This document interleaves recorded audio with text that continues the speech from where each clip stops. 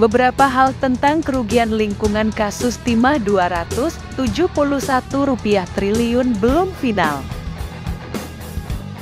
Kejaksaan Agung, Kejagung, menetapkan suami aktris Sandra Dewi, Harvey Mois sebagai tersangka kasus korupsi komoditas timah wilayah IUPT Timah Tibika.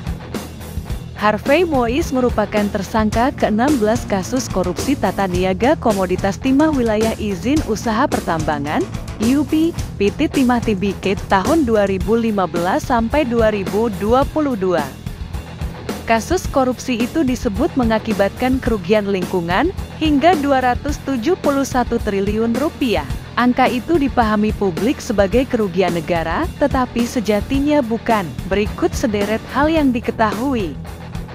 Sebelum kasus dugaan korupsi tata niaga komoditas timah wilayah izin usaha pertambangan, IUP, PT Timah Tibika yang melibatkan Harvey Mois menjadi sorotan publik. Kejaksaan Agung, Kejagung, pada 19 Februari 2024 menyampaikan kerugian lingkungan berdasarkan penghitungan ahli lingkungan dari Institut Pertanian Bogor, IPB, Bambang Hero Saharjo.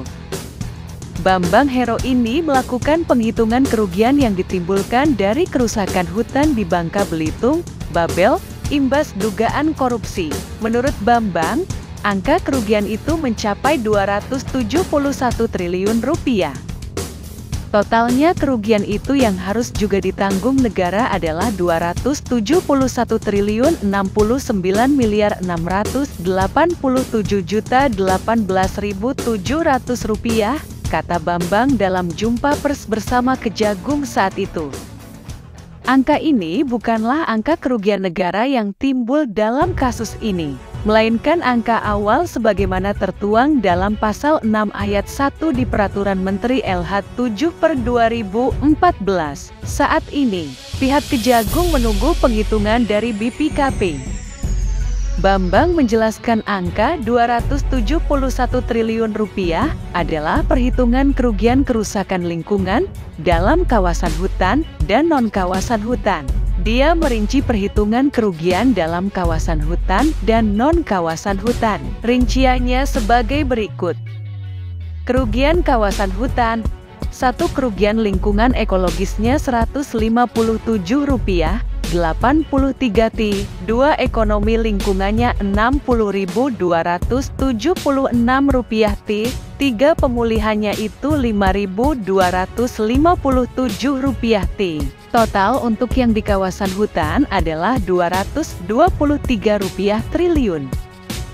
Kerugian non-kawasan hutan, 1. Biaya kerugian ekologisnya Rp25, 87 triliun.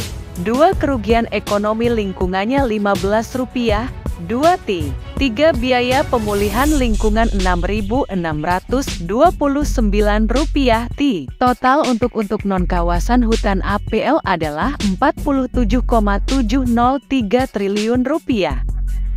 Jumlah kerugian lingkungan dalam kasus korupsi tata niaga komoditas timah wilayah izin usaha pertambangan, IUP, PT Timah Tibika 2015-2022 hingga saat ini masih dihitung. Kejaksaan Agung, Kejagung, masih menunggu penghitungan dari Badan Pengawasan Keuangan dan Pembangunan, BPKP. Terkait dengan perhitungan kerugian keuangan negara kami, masih dalam proses penghitungan. Formulasinya masih kami rumuskan dengan baik dan BPKP maupun dengan para ahli, ujar Direktur Penyidikan Jaksa Agung Muda Bidang Tindak Pidana Khusus, Dirdik Jampitsus, Kejagung Kuntadi, saat jumpa pers penetapan Harvey Mois di Kejagung. Kuntadi mengatakan perhitungan dari sisi ahli lingkungan sudah keluar, yakni Rp271 triliun.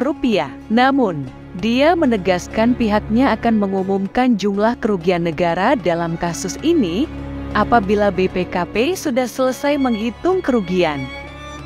Hasilnya seperti apa?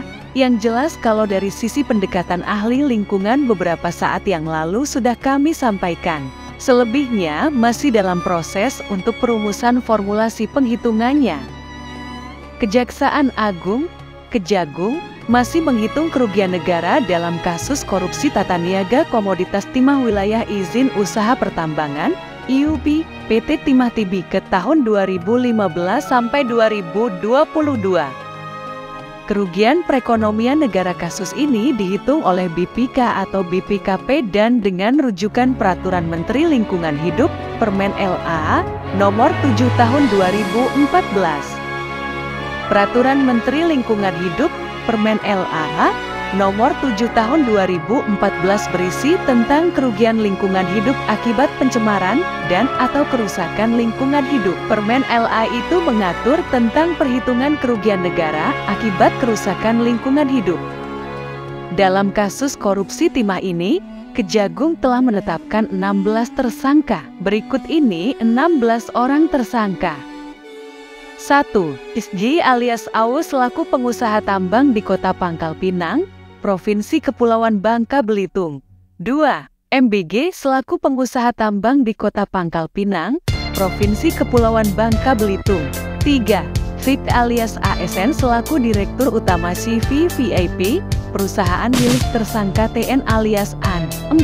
NRPT alias Ersus selaku Direktur Utama PT Timah Tibike tahun 2016-2021.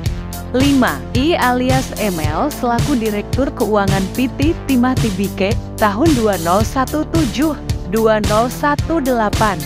6. BI selaku mantan komisaris CVVIP. 7. RI selaku Direktur Utama PT SBS. 8. TEN selaku Beneficial Ownership CVVIP dan PTMCN. 9. AA selaku Manajer Operasional Tambang CVVIP. 10. Titik, tersangka kasus perintangan penyidikan perkara. 11. LE, General Manager PT TIN. 12. SP selaku Direktur Utama PT RBT. 13. RA selaku Direktur Pengembangan Usaha PT RBT. 14. AOW selaku Direktur Operasional tahun 2017, 2018. 2021 dan Direktur Pengembangan Usaha tahun 2019 di 2020 PT Timah Tibika. 15. Helena Lim selaku Manager PT KC. 16. Harvey Mois perpanjangan tangan PT RBT.